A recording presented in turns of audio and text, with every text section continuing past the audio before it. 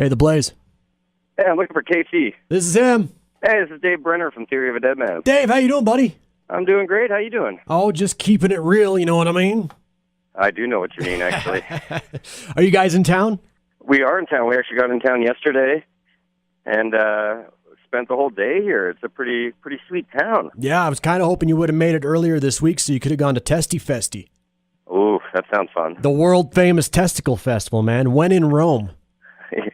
World famous. I've never even heard of it. You've never... What? Come on now. The Testy Festy? Testicle Festival. Oh, man. It's a celebration of bovine balls. That's amazing. Ingesting Rocky Mountain oysters. That's what it's all about. It's just it's a reason to get drunk, you know? Yeah, well, you need to be drunk if you're going to eat those Rocky Mountain oysters. Tastes like chicken.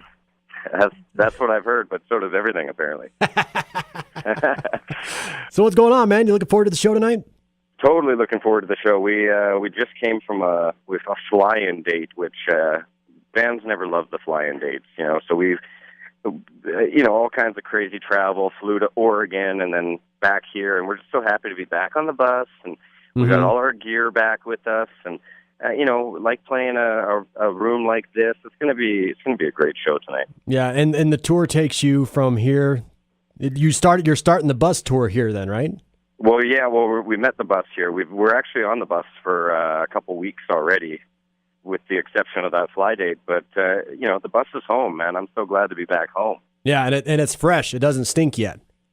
Well, it always stinks. It doesn't take more than 1 hour for 11 guys to turn a bus into a stinky can rolling down the street. Yeah, and you got a ways to go. This tour is going to go on for a while. I hope so, man. We just want to be on the road forever now. Like, we're so stoked to be back out. We got a new record. We just want to be on the road forever. And that's it with you guys and the tours. It's usually the reason why there's such a long gap in between albums is because you spend most of the time on the road promoting the albums, correct? Yeah, we like to try to get like a 2-year touring cycle out of a record for sure, and then you start going and working on the next record. Yeah, because I noticed that the deal is usually got about 3 years in between albums. Yeah, well, you know what? This one seemed like it took a little longer, and we were trying. We were thinking that we were going to put this record out last year, but early last year we had a conversation, and we just said, let's take our time, let's go away, let's really write the right record for us. Yeah, and we did that. We put a bunch of heavy tracks together, and we really felt like that's what felt good for us. So I think it was good timing to go away, and now we're coming back feeling fresh. Yeah, totally. And I like the new album, the new sound. The new album Savages came out on the 29th, just a couple days ago, just last Tuesday. I know. So we're still in the moments of excitement. Tomorrow will be the first week of sales. We find out how many records we sold in the first week and all that exciting stuff. So, it's just good to be back at it, and it feels different this time than it's ever felt. And it's so weird to say that because it's our 5th record. We think it should almost be old hat by now, but there's just something going on. It's just so fresh. We're all just so excited. Well, it's definitely got a different sound. Some other albums in the past, you got that, that kind of a happier, lighter sound to it. This is definitely a lot more darker album. We've always been known as a band that's got this sense of humor and everything's about jokes and stuff, but I think we wanted to let people know that we can be taken seriously and we can lay down some mean, heavy, intense, dark stuff too. And so it is a little bit of a different side. Of course, on this record, there is still some humor, and, we'll never leave that outside of it because that's just who we are. So yeah, when I first heard "Bitch Came Back," it immediately brought me back to my childhood of that damn Cat Came Back cartoon. Know. Yeah, me too. I remember the day Tyler told me that he's like, I want to do. Remember that Cat Came Back? I'm like, yeah, I want to do the Bitch Came Back. I'm like, oh boy, that's gonna be awesome. Yeah, we're gonna go there. It's gonna happen. Right on. Well, we're looking to see that the first week the album's been released, 5th studio album. And I know you recruited a man known for making goat roping music, Joe Don Rooney from Rascal Flatts. That's right. We got a couple cool guests on this record, which we're pretty excited about. I think, as you go on in your career, you start making these friends, and then other stuff like, with Alice Cooper on the song Savages. Oh, yeah, yeah. Sometimes these things just come together, and they're just they're the things that the bands really dig. And with the country song with Joe Don, it was like, we just said, what do you think about this song? Would you want to, you want to work on it? And we kind of felt like it was so country that we almost wanted an outside guy that's familiar with country to produce it in a way. And he was so into the song. He's like, oh, I love it. I'm so glad you guys want to let me do. And then like 2 days later, he'd already done all this great stuff. He brought in some like, Nashville slide players and stuff. And it was just like such a cool, real twanging it up a little bit. Yeah, and it was so cool to hear, another guy get really excited about a song and want to put his stamp on it. And, that's what's so cool about music. You just get together with all these different people, and that's where the inspiration comes from. What's it? How do those collaborations even happen? I mean, you just like passing each other in the lobby at the label or something like that? Yeah, a lot of times it's just like somebody knows somebody who knows this guy, or this guy used to be managed by this guy. It's totally those kind of things. And with Savages, we just had this, this song that had the spoken word part in the middle. And I kept saying to Tyler, I'm like, man, we got to keep that spoken word. Nobody does it. It's so cool. Like, I haven't heard any spoken word stuff for so long in music. Let's keep it. And then we started talking, maybe we should have somebody else do it. And we started throwing around all these kinds of names, wish list people, Henry Rollins, and, just anybody that we could think of. And then somebody said Alice Cooper, and it brought me back instantly to, Guns N' Roses, Use Your Illusion 1 on the Garden. Oh, yeah. And he's just got the most sinister, recognizable voice. And we were all like, sporting wood over the idea that Alice Cooper could possibly sing on our record. And then We're not worthy. Literally that scene went through my head so many times because it's true, like it's almost like you bring it to him and he says, oh, I love the song. And it's like the stamp of approval. And that's really what you want, like somebody who's a legend in the business to say, hey, you guys are doing something that's pretty cool. I love it. Yeah, and no matter how big you guys get as a band, stuff like that's going to happen, and you're still going to be a fan. You're still going to have that giddy little, I just met Alice Cooper. Oh, my God. Oh, yeah, totally. I get goosebumps talking about it because, it's just an exciting thing. Like, this is a guy that's influenced music so much, like, to the point where you could erase certain artists from the map if Alice Cooper never existed.